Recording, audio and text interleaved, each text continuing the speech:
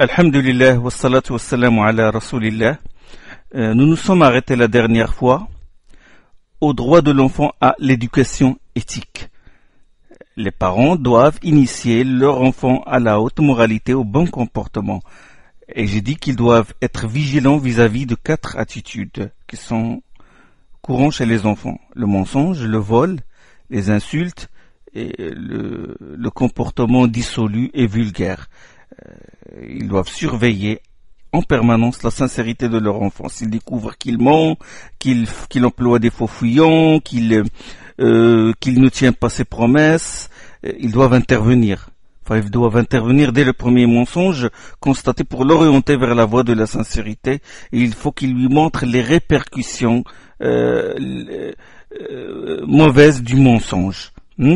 C'est parce que s'il le laisse agir et néglige de le surveiller et de l'orienter, là, il va s'habituer au mensonge et il va devenir un véritable menteur. Comme ça, ils vont donner à la société un mauvais membre. Parce que l'enfant d'aujourd'hui, c'est l'homme de demain. Les hypocrites d'aujourd'hui, avant, s'ils sont hypocrites, c'est à cause de la mauvaise éducation. C'est en général, dans la majorité des cas, c'est à cause de la mauvaise éducation de leurs parents. Donc il faut qu'ils fassent très attention. C'est un droit. Il a un droit que l'enfant a sur ses parents, que de le surveiller continuellement sa sincérité. Ils doivent aussi observer son honnêteté. S'ils constatent qu'il commence à faire à voler ses camarades, à leur voler même des petites choses, les stylos, les petits cahiers, les petites choses, ils doivent intervenir. Les petites pièces de monnaie, ils doivent intervenir. Et lui dire que Allah, il interdit le vol. Ils doivent intervenir et ne pas le laisser faire. Ne pas dire, oh non, c'est juste une petite chose, c'est juste un petit stylo, c'est juste une pièce ou 2 pièces de monnaie. Parce que le lendemain, il va être un vrai voleur s'il n'intervient pas aussitôt. Comme autre droit, ils doivent surveiller aussi sa façon de parler. S'ils remarquent qu'il lance des insultes, il insulte les gens dans la rue, profère des injures ou dit des mots grossiers, ils doivent tout faire pour y remédier, avec sagesse bien sûr.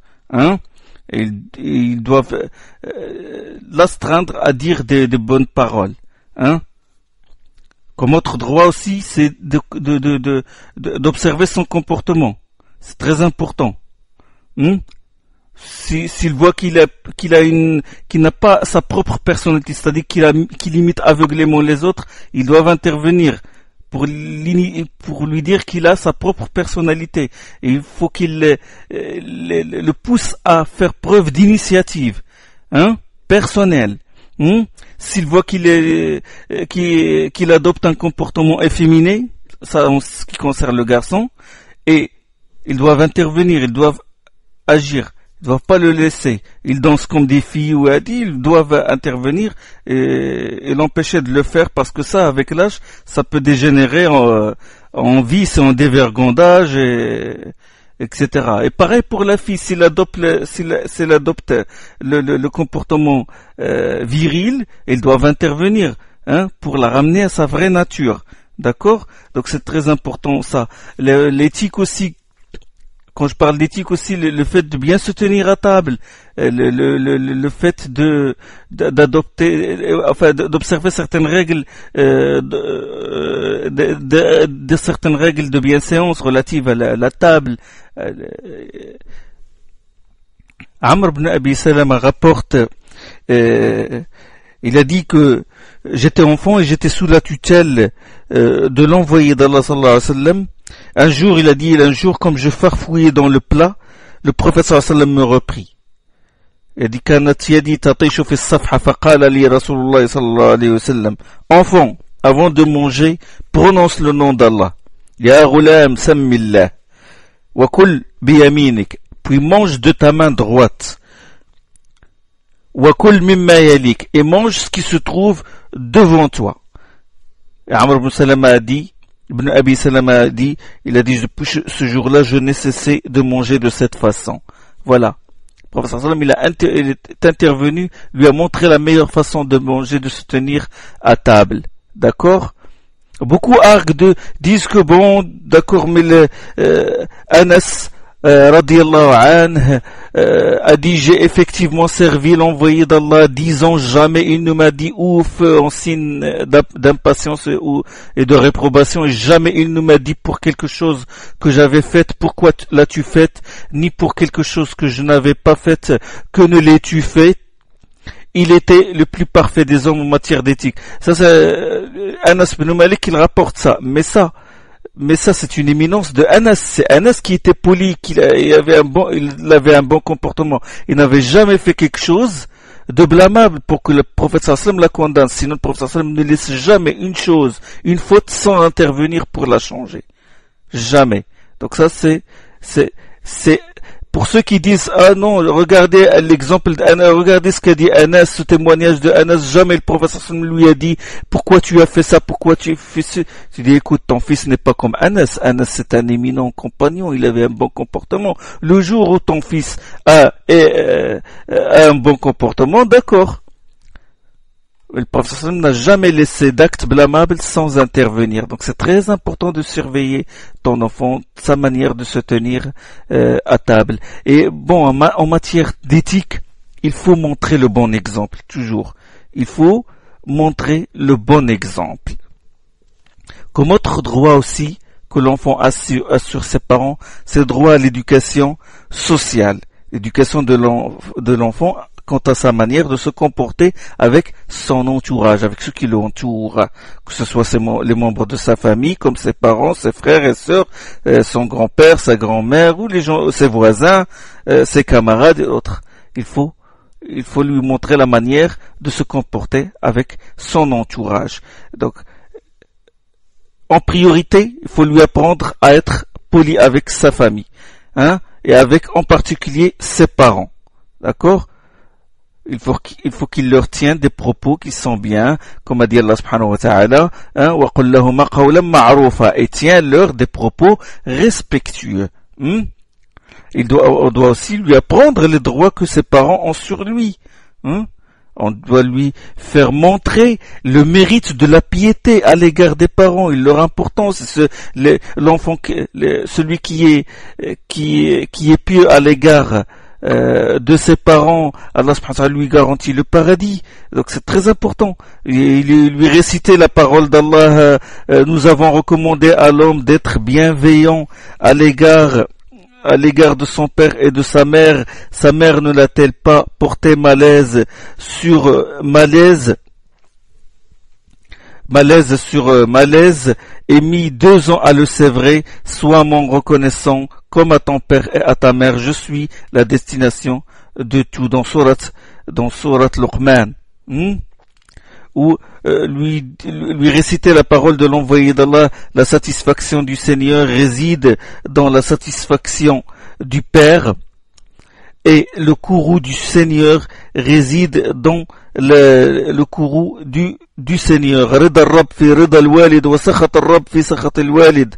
Le verset dans Surat Luqman, wa wassayna al-insan, c'est le verset 14 de Surat Luqman. Wa wassayna al-insana bi walidayhi hamalathu ummuhu wahnan ala wahn wa fisaluhu fi 'amayn an ishkur li wa li walidayka ilayya al-masir. An ishkur li, sois reconnaissant envers Allah comme à ton père et à ta mère, je suis la destination de tout. Et lui citer la parole du prophète, cette autre parole du prophète sallallahu alayhi wa sallam, al-walidu awsatu abwab al-jannah fa in shi'ta fa hafiz ala hadha al-bab aw itruk hadha. Le père est la meilleure porte du paradis, si tu veux, perds cette porte ou garde-la. Donc il faut lui montrer ces droits-là, afin qu'il grandisse dans la piété, dans la piété filiale et le respect qu'il doit à ses parents, n'est-ce pas? Comme autre droit aussi qu'il a sur ses parents, c'est d'honorer la piété qu'il leur doit même après leur mort. D'accord? Comme a dit le prophète sallallahu alayhi wa sallam, la piété parfaite consiste à entretenir de bonnes relations avec les amis de son père. D'accord? Il faut aussi l'initier à la politesse envers les adultes, envers ses grands frères, les gens âgés comme son grand-père et sa grand-mère, hein. Bien sûr, il faut qu'il les salue, parce que le prophète sallallahu alayhi wa sallam a dit c'est au plus jeune de saluer le plus âgé. Il les salue, il salue ceux qui sont plus grands que lui. Il doit aussi apprendre à écouter attentivement les personnes adultes quand il lui parle. C'est très important. On l'initie aussi au respect des savants. Hein? On lui montre, qu'il les révère, qu'il les honore, qu'il doit faire preuve d'humilité à leur égard, et qu'il faut s'empresser de les servir. Il faut l'initier à ça. Puisque les savants sont l'âme de la communauté. Il faut lui apprendre à respecter les grands savants. D'accord? Et comme autre aspect de l'éducation sociale, il faut surveiller ses attitudes et sa conduite envers ses frères et sœurs et envers ses camarades. D'accord? Il faut faire attention, il faut voir est-ce qu'il se moque des gens, il faut lui dire qu'Allah subhanahu wa ta'ala a condamné la moquerie et lui réciter les versets d'Allah subhanahu wa ta'ala à ce sujet. Ya ayyuhalladhina amanu la yaskhar qawmun min qawmin asa an yakunu khayran minhum wa la nisa'un min nisa'in asa an yakunu khayran minhum. Vous qui croyez qu'un groupe ne se moque pas d'un autre, qui sait si ce dernier ne vaut pas mieux que lui, et non plus que les femmes ne se moquent d'autres femmes, qui sait si ces dernières ne valent pas mieux qu'elles. Entre vous, pas de mimiques hostiles, ne vous affublez pas mutuellement des sobriquets injurieux. C'est très important. Faut pas comme ça qu'il insulte les gens, qu'il se moque d'eux et qu'il leur impute des noms, des sobriquets injurieux. Il faut lui apprendre ça aussi. Et bien sûr, il faut essayer d'inspirer en lui l'amour de ses parents, l'amour de ses frères et sœurs et l'amour de ses oncles et de sa grande famille. Un autre droit qui est très important, auquel il faut donner une grande considération à ce titre, c'est celui de choisir à l'enfant, choisir pour l'enfant des amis de bonne moralité et de le mettre en garde contre les mauvaises fréquentations. C'est très important.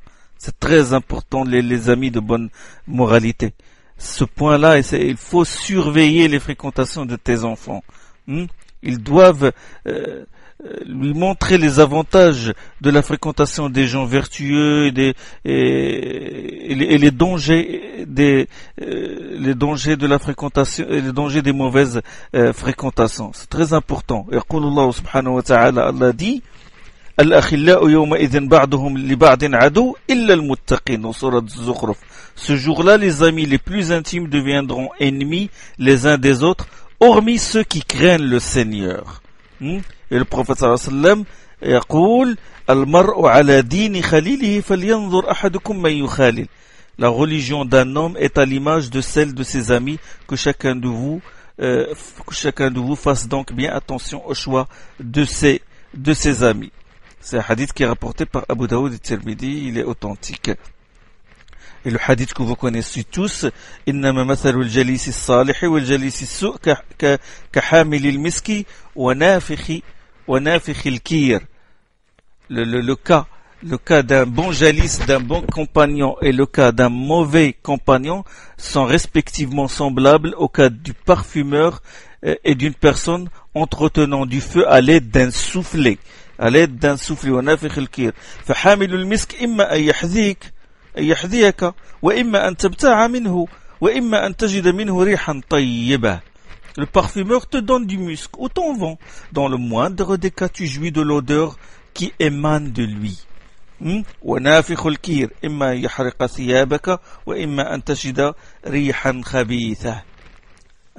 Tandis que celui qui entretient du feu à l'aide du soufflet, soit il brûle tes habits, soit à défaut tu en sens l'odeur nauséabonde. Donc, il faut faire très attention, il faut surveiller les fréquentations de ton enfant. Ils doivent regarder les fréquentations, les amis ils doivent s'enquérir des qualités des camarades de leur enfant, faire très attention à ce point-là. Beaucoup de déviations sont dues à la mauvaise fréquentation. Beaucoup de garçons qui sont issus de familles qui sont vraiment attachés à leur religion, mais à cause des mauvaises fréquentations, ils ont dévié de la voie. Donc il faut faire très attention à ce point-là. Comme autre droit que l'enfant a sur ses parents, à savoir droit à l'éducation physique. Et vous savez que le croyant fort est meilleur et plus aimé d'Allah que le croyant faible. Al-mu'min al-qawi khayrun wa ahabbu 'inda Allah min al-mu'min al-da'if, comme l'a dit le prophète sallallahu alayhi wa sallam. C'est pourquoi d'ailleurs la charia elle a veillé à ce que l'enfant ait une bonne santé, et il a dispensé la femme enceinte du jeune, c'est pour l'intérêt de l'enfant. Et pourquoi il a prescrit à la mère d'allaiter son enfant, comme il a dit Allah subhanahu wa ta'ala, les mères allaiteront leurs enfants pendant 2 ans complets. Celui qui veut que l'allaitement soit complet, c'est pour l'intérêt de l'enfant, pour sa santé. Et bien sûr, les parents doivent à ce titre veiller à la propreté corporelle de leur enfant. Il faut qu'ils lui apprennent, il faut qu'ils l'habituent aux règles d'hygiène et aux bonnes manières concernant aussi la nourriture, la boisson et le sommeil. Les règles d'hygiène, la propreté, il faut qu'il fasse ses ablutions et tout, parce que la purification, le prophète sallallahu alayhi wa sallam, il a dit, le prophète sallallahu alayhi wa sallam, at-tahuru shatrul iman. La purification est la moitié de la foi. La moitié de la foi. Donc il faut habituer l'enfant à veiller à son hygiène corporelle, et bon, l'islam il a prescrit la circoncision justement pour l'hygiène aussi. Donc l'éducation physique et la santé est l'une des priorités. La santé de l'enfant est l'une des choses auxquelles la religion veille. Donc, on doit veiller à sa nourriture. Attention, parce que les enfants, beaucoup d'enfants sont gourmands, et il faut faire très attention, parce que le problème de l'obésité maintenant, ça mène vers beaucoup de complications. L'obésité, elle entraîne le diabète, et beaucoup de maladies. Il faut faire très attention, et surtout, il faut les surveiller. Ça, on va le voir, Inch'Allah. Les jeux. Quand ils font les jeux sur ordinateur et les Nintendo, et puis avec un gros sachet de chips, ça peut provoquer une canette de limonade, ça peut provoquer l'obésité de l'enfant. Donc il faut surveiller la nourriture de l'enfant. Et bien sûr, il faut l'initier à certains jeux, à certains sports. Vous savez que le professeur Salami l'a recommandé aux parents d'apprendre à leur enfant la natation, le lancer et l'équitation. Il y a même des hadiths sur ça. Il y a des hadiths sur le professeur Sallam a dit: quiconque a appris le tir puis l'a abandonné, celui-là n'est pas des nôtres. Bien sûr, ça c'est une préparation bien sûr de l'enfant pour le djihad. Et il a dit dans un autre hadith: tirez donc au fils d'Ismaël, car votre ancêtre Ismaël était un bon archer. Et le prophète, les compagnons, radiallahu anhum, ils pratiquaient divers sports comme la course et le saut. L'exemple que nous connaissons, l'exemple de Salam ibn Akwa, qui dépassait même le cheval. Et il a fait, le prophète sallam, la course avec Aïcha, comme vous le savez, dans une razwa, dans une de ses expéditions. Il a fait, la première fois c'est elle qui a remporté la course, et la deuxième fois c'était le prophète sallam qui a remporté la course, et il lui a dit: celle-ci pour celle-là. D'accord?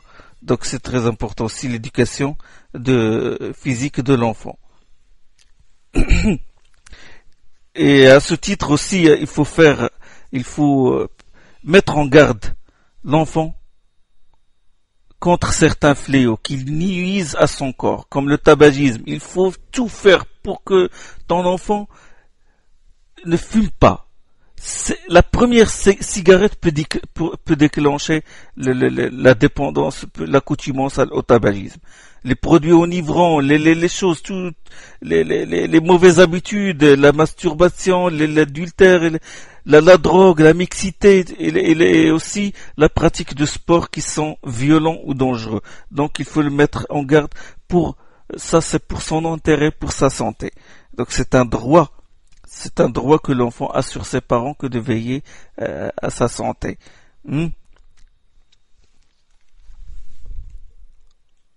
En matière d'éducation physique, il y a aussi un droit qui est très important, à savoir Ruqya. Et Ruqya. Parce que bon, il se peut que l'enfant présente certains signes de fatigue sans qu'on en connaisse les causes. Il faut faire, il peut être par exemple victime d'un mauvais œil ou d'un maléfice. Dans ce cas, les parents doivent lui faire ruqya comme faisait le prophète sallallahu alayhi wa sallam à Al-Hassan et Al-Hussein. Et il disait, je vous place sous la protection des paroles complètes d'Allah contre tout démon, toute bête venimeuse et contre tout œil maléfique.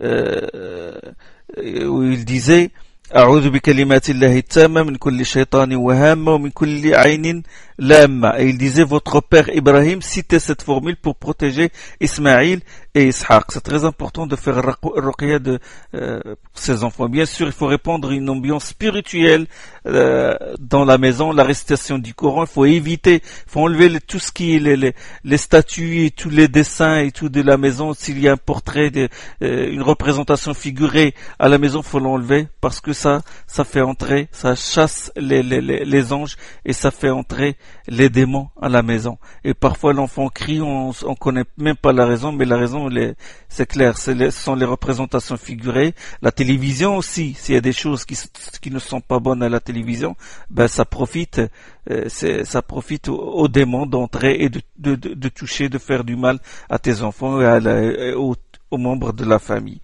C'est un point auquel il faut faire très attention. Comme autre droit que l'enfant a sur ses parents, c'est le droit à l'éducation sexuelle. Et vous savez que l'attirance vers le sexe opposé est un instinct naturel qu'Allah a inscrit dans l'âme des hommes, des êtres humains. Et surtout, quand le garçon approche de la majorité, commence à présenter les caractères de la virilité, il s'interroge sur la nature de la relation entre l'homme et la femme et sur son mode de développement. Pareil pour la fille. Pareil pour la fille. Donc, le problème, c'est que si à ce stade l'enfant ne trouve pas des personnes bienveillantes, prêtes à satisfaire sa curiosité, il se peut qu'il prenne l'initiative de chercher les réponses à ces questions en fréquentant des gens mauvais qui risquent de lui enseigner la sexualité jusqu'à des détails plus réalistes, plus détails à l'aide de, je sais pas moi, de cassettes vidéo, de films, et donc il risque de dévier. Donc il faut faire très attention et l'initier, et lui apprendre les choses de manière sage. Parmi les choses qu'il faut lui apprendre, déjà quand il est enfant, c'est lui apprendre l'isti'dhan, c'est-à-dire apprendre à l'enfant les règles de bienséance relatives à la demande de la permission, c'est-à-dire de la permission d'entrer. C'est-à-dire avant qu'il entre dans la chambre à coucher de ses parents, il faut qu'il demande autorisation. Et là, le Coran a fixé les moments de la demande de permission d'entrée. Il les a exposés clairement. Dans Surat An-Nur, où Allah subhanahu wa ta'ala il dit Ya ayyuhalladhina amanu liyasta'dhinkum alladhina malakat aymanukum walladhina lam yablughu al-huluma minkum thalatha marrat. Ô vous qui croyez que ceux d'entre vous qui n'ont pas atteint la puberté ainsi que vos domestiques demandent la permission d'entrer en 3 occurrences. Thalatha marrat. Min qabli salati al-fajr wa hina tada'una thiyabakum wa hina tada'una من قبل صلاة الفجر وحين تضعون ثيابكم من الظهيرة ومن بعد صلاة العشاء 3 عورات لكم. 3 moments, 3 moments. Ces 3 moments, c'est avant la prière de l'aube, à la méridienne quand vous enlevez vos vêtements et après la prière de la nuit. Il y a 3 moments. L'enfant doit demander la permission d'entrer chez ses parents parce que on sait jamais il va il entre brusquement dans la chambre de ses parents, il se prenait dans leur état, dans leur union intime. Là, ça peut faire un choc psychologique. Il risque aussi de raconter ça à ses camarades et ça crée un choc psychologique. Donc, il faut éloigner de l'enfant, il faut l'initier et lui apprendre à demander permission. D'accord? Ça, c'est l'une des règles qu'il faut apprendre à ce titre à l'enfant. Il faut aussi habituer l'enfant à contenir son regard. Parce que bon, les images des sexes et les images ont un effet négatif sur l'enfant. Ils doivent imprégner l'esprit de leur enfant de chasteté du regard. D'accord? Allah subhanahu wa ta'ala يقول وقل للمؤمنين يغضوا من أبصارهم ويحفظوا فروجهم ذلك أزكى لهم إن الله خبير بما يصنعون وقل للمؤمنات يغضضن من أبصارهن ويحفظن فروجهن سورة النور. Dis aux croyants de baisser leur regard et de contenir leur sexe, cela est plus pur pour eux et Allah connaît parfaitement ce qu'ils font. Et dis aux croyantes de baisser leur regard et de contenir leur sexe. Donc, et il a dit, sallallahu alayhi wa sallam, à chaque fils d'Adam est destiné sa part d'adultère par qui lui échoit sans échappatoire possible. Les yeux commettent l'adultère par le biais du regard. كتب على ابن آدم حظه من الزنا نصيبه من الزنا مدرك ذلك لا محالة العينان زناهما النظر. Hadith rapporté par Ahmed dans son Musnad, c'est un hadith authentique. Donc c'est la chasteté qui préserve la sexualité de l'enfant et non pas le contraire. C'est pas la permissivité et laisser l'enfant regarder ce qu'il veut. Et il faut, à ce titre, il faut aussi maintenir l'enfant à l'écart de toute excitation sexuelle. Il faut le maintenir à l'écart de toute excitation sexuelle. Conformément à la parole d'Allah, au verset que j'ai dit tout à l'heure, dit aux croyants de baisser les yeux et de contenir leur sexe. Donc c'est très important, il faut éloigner l'enfant de tout ce qui excite sexuellement. Parce que ça peut avoir des conséquences graves. Je sais que c'est très difficile parce que, subhanallah, l'industrie du sexe aujourd'hui, les opportunistes et les corrupteurs, ils se servent de cet instinct sexuel et pour écouler leurs produits vils, pour écouler n'importe quelle marchandise, ils mettent une affiche, une grande affiche, on voit ça surtout en Europe, dans les couloirs, toutes des affiches pour écouler des marchandises. Ils mettent une affiche qui excite le désir, une femme nue pour vendre un produit qui n'a rien à voir même avec la femme. Donc les corrupteurs, ils emploient cette attirance et subhanallah, on peut pas vraiment, c'est difficile de prémunir son enfant contre ces choses-là. Mais au moins, il faut faire attention à sa maison. Il faut surveiller sa propre maison. La rue, bon, c'est difficile. Mais sa maison, il faut contrôler ses enfants. Il faut, si on a l'internet à la maison, il faut surveiller les sites que consultent les enfants. Il faut beaucoup les surveiller. En plus parce qu'il y a des prédateurs aussi, les prédateurs sexuels, les pédophiles, et il faut aussi surveiller la télévision, ce que regardent tes enfants. Il faut faire très attention. Il faut faire très attention à ça. Bien sûr, on doit fournir à l'enfant des informations nécessaires en matière de sexualité.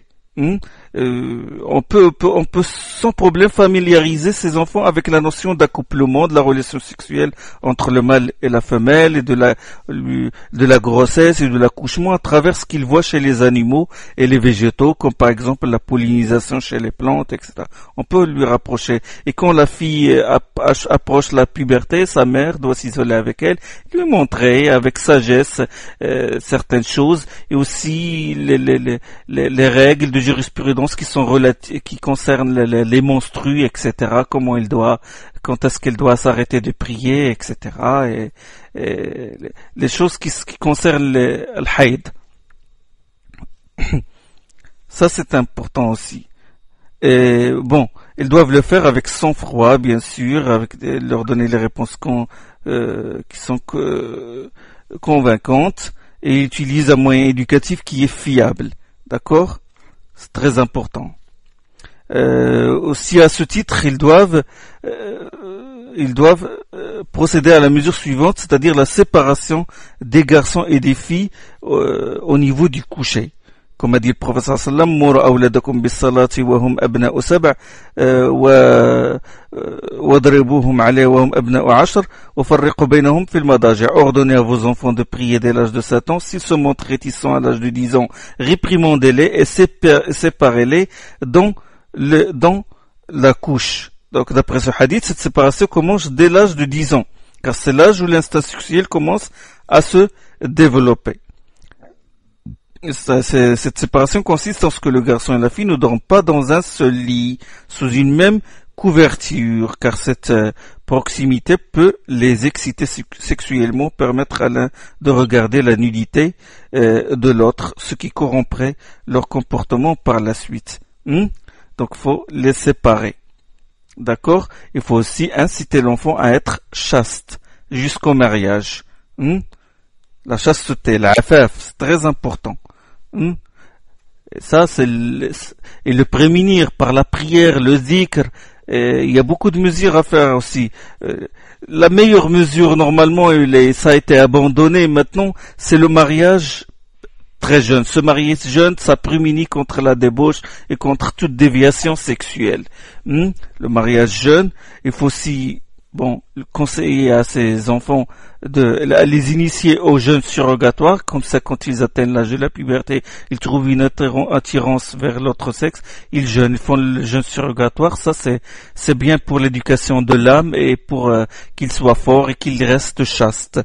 Et il faut les éloigner de tout ce qui excite le désir sexuel, et il faut aussi que l'enfant occupe son temps libre de ce qui est utile. Et il faut qu'il fréquente les gens pieux. Quand on fréquente des milieux chastes et tout, on devient fort. Et il faut aussi que il faut qu'il ravive en eux la crainte d'Allah et le fait qu'ils soient sous l'œil permanent d'Allah. Et il faut les éduquer à contenir leur regard et aussi renforcer en eux le scrupule religieux. Parce que la débauche, si on les laisse faire, cette liberté sexuelle, ça a mené vers quoi? Ça a mené vers des désastres. Et subhanallah, c'est dans les pays qui prônent la liberté sexuelle, ce sont ces pays-là qui souffrent de beaucoup de problèmes. Des mômes maintenant, on entend des mômes, des mineurs commettre des viols collectifs contre des filles, des viols collectifs. Et ces mineurs-là sont issus de milieux cultivés, d'où les conséquences graves de cette liberté sexuelle. Non, nous devons nous en remettre à Allah subhanahu wa ta'ala, au Coran et la Sunna. Il nous demande de contenir notre regard et de faire effort sur nous-mêmes. Et que le meilleur moyen de satisfaire ses besoins sexuels, c'est le mariage, et il n'y a aucun autre moyen. Et vous savez ça, sans revenir au Coran et la Sunna, nous n'avons qu'à regarder la réalité et les conséquences de la liberté sexuelle aujourd'hui. Le sida, les maladies sexuellement transmissibles, sans parler des problèmes psychologiques, ça a donné des pédophiles, je sais pas quoi, des gens qui ont certains instincts sexuels déviés. Donc c'est un droit aussi. Le droit à l'éducation sexuelle. Comme autre droit que l'enfant a sur ses parents, c'est son éducation en matière de loisirs. Vous savez que les éducateurs, les pédagogues, ils disent que le jeu et le mouvement sont très importants dans la vie de l'enfant. Ils jouent un rôle majeur dans le développement de ses capacités physiques, intellectuelles, morales et dans sa sociabilité. Le prophète sallallahu alayhi wa sallam, il tenait compte il tenait compte de ce point-là.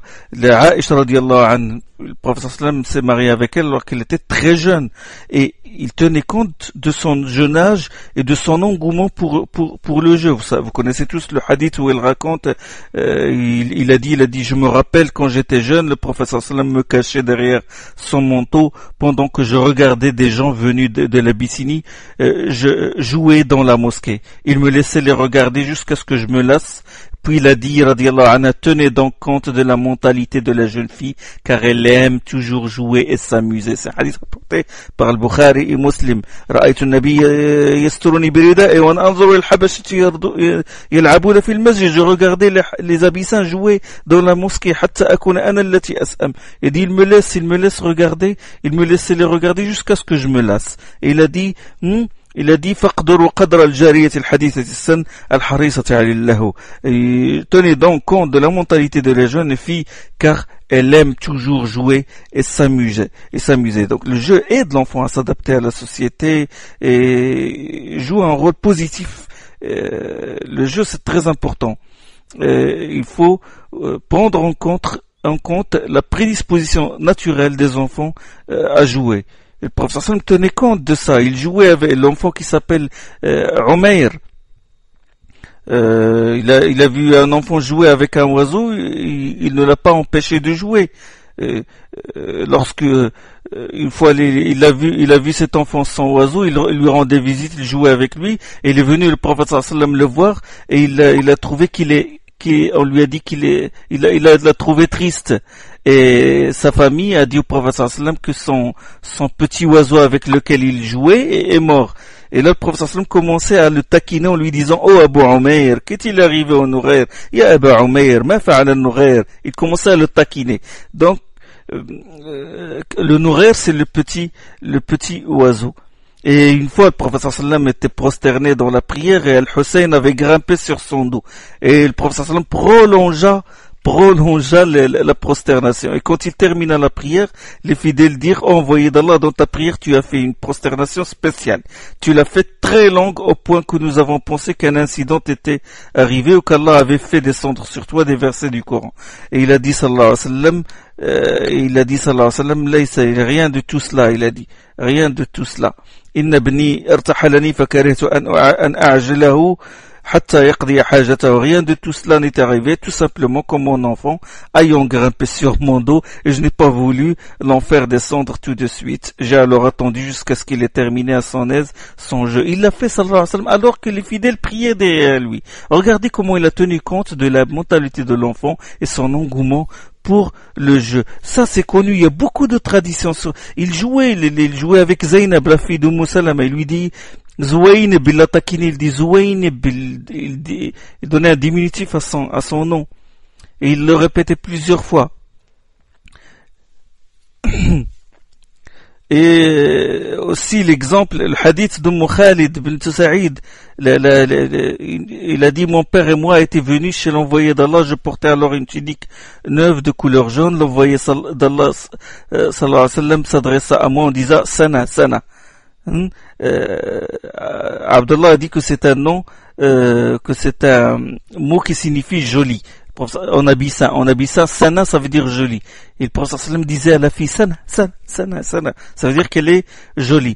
Et puis, cette fille commença à jouer avec le sceau de la prophétie. Vous savez que le sceau, le Khatam al-Nubuwwa, il est entre les épaules, c'est une marque, entre les épaules de l'envoyé d'Allah. Et la fille commença à jouer. Et le père de cette fille, il l'a grande mais le prophète sallam lui dit, laisse-la. Puis il se mit à dire, porte ce vêtement jusqu'à ce qu'il s'use, puis rapièce-le, puis porte ce vêtement jusqu'à ce qu'il s'use, puis rapièce-le. Abli wa akhliqi, summa abli wa akhliqi, summa abli wa akhliqi. Il voulait dire par là, ça veut dire qu'il espère pour elle une belle vie. C'est-à-dire qu'elle vit assez longtemps pour porter des vêtements jusqu'à ce qu'il s'use et acheter d'autres vêtements. Voilà. Et il jouait, sallallahu alayhi wa sallam, avec les enfants. Et ça, c'est très important. Au père de jouer avec ses enfants. Il ne doit pas s'isoler d'eux et montrer qu'il est qu'il est un homme. Non, ça n'a rien à voir avec la personnalité d'un homme. Non, il faut qu'il joue avec ses enfants, comme a fait le prophète sallallahu alayhi wa sallam. Il les mettait sur ses épaules et il disait sallallahu alayhi wa sallam, celui qui n'était pas miséricordieux envers nos enfants et qui ne reconnaît pas le droit de nos vieillards n'est pas des nôtres. Et il disait à propos de Osama ibn Zayd, oh mon Dieu, je les aime, aime-les donc. Donc, le prophète sallallahu alayhi wa sallam, il jouait. Il jouait, il a dit, Anas ibn Malik, il rapporte, il dit, je n'ai pas vu quelqu'un de plus miséricordieux à l'égard des enfants que l'envoyé d'Allah sallallahu alayhi wa sallam. Il jouait avec Hassan, le fils de Ali. Il lui tirait le prophète sallam tirait sa langue, et quand le Hassan regardait la langue du prophète sallallahu alayhi wa sallam, il voyait la rougeur de cette langue, cela l'amusait et il courait vers elle pour l'attraper. Donc il faut tenir compte de l'engouement des enfants pour le jeu. Et là j'avertis à ce titre qu'il faut faire la distinction entre les jeux licites et les jeux illicites. Les jeux illicites, la course à pied, les jeux, la lutte par exemple, ou la lutte, la course à pied, ça c'est connu, parce que les compagnons le faisaient. Le prophète sallam a fait la course à pied, il a fait ce jeu avec Aïcha. Tantôt c'est lui qui gagnait, tantôt c'est elle qui gagnait. La natation et le tir, le tir aussi. Les poupées, il faut apporter les poupées aux filles. Mais là, il faut être très attention parce que les filles, il faut leur donner des jouets de filles. Et les garçons, il faut leur donner des garçons, les jouets de garçons. Ça fait partie des jouets licites. Mais attention, il faut que les poupées, faut pas qu'ils ressemblent aux mécréantes ou avec tout ce qu'on voit aujourd'hui. Donc des poupées, qui avec le hijab, comme ça on initie la fille au hijab et on lui apporte les petits jeux, les petits jouets de la cuisine, comme ça on l'initie pour être une future mère. Et vraiment on a un problème là, on a un manque de mères. Il faut, je sais pas moi, il faut bâtir des centres pour la formation des mères. Aïcha radiallahu anha, il raconte, il a dit, lorsque le prophète sallallahu alayhi wa sallam est revenu de l'expédition de Tabouk, لما رجع رسول الله صلى الله عليه وسلم من غزوة تبوك, dans une autre version من غزوة خيبر, وفي سهوتها ستر فهبت ريح فكشفت ناحية الستر عن بنات لعائشة. Il a dit, quand le prophète sallallahu alayhi wa sallam est revenu de l'expédition de Tabouk ou de Khaybar et qu'il arriva à la porte de la maison, un vent souleva le voile qui couvrait une banquette qui cachait des poupées qui m'appartiennent. Et le prophète sallallahu alayhi wa sallam a dit, oh Aïcha, qu'est-ce que c'est? Il a dit, ما هذا يا عائشة؟ قالت بناتي. Aïcha répondit, ce sont mes poupées. فرأى رسول الله صلى الله عليه وسلم بينهن فرسا له جناحان من رقاع. Et il aperçut au milieu d'elles un cheval avec deux ailes. Il a dit, prophète sallallahu alayhi wa sallam, ما هذا الذي أرى وسطهن? Qu'est-ce que je vois au milieu d'elles? Et il a répondu à Aïcha, فرس له جناحان. Il lui a dit, c'est un cheval avec des ailes. Et le prophète sallallahu alayhi wa sallam, il a dit Farasullahu janahan, il a dit que c'est un cheval avec des ailes. Et là, Aïcha, il a dit, n'as-tu pas entendu que les chevaux de Sulayman portaient des ailes? Ama sami'ta anna li Sulayman khaylan laha ajniha. Le prophète sallallahu alayhi wa sallam, il se mit à rire au point que Aïcha put voir ses molaires. Et il a approuvé ce qu'elle fait, et il n'a émis aucune objection à ce qu'il joue avec des poupées. Donc les jeux interdits, il faut faire très attention. Le jeu, le trick-track, le prophète sallallahu alayhi wa sallam a dit, celui qui joue au trick-track a désobéi à Allah et son envoyé. Le trick-track, c'est ce qu'on appelle un nard. Et c'est un jeu utilisant le jet de dés. Et bien sûr, par analogie au trick-track, le jeu des échecs. Et certains disent que le jeu des échecs, il développe le cerveau. Non, il développe pas le cerveau. Au contraire, il rend la personne bornée.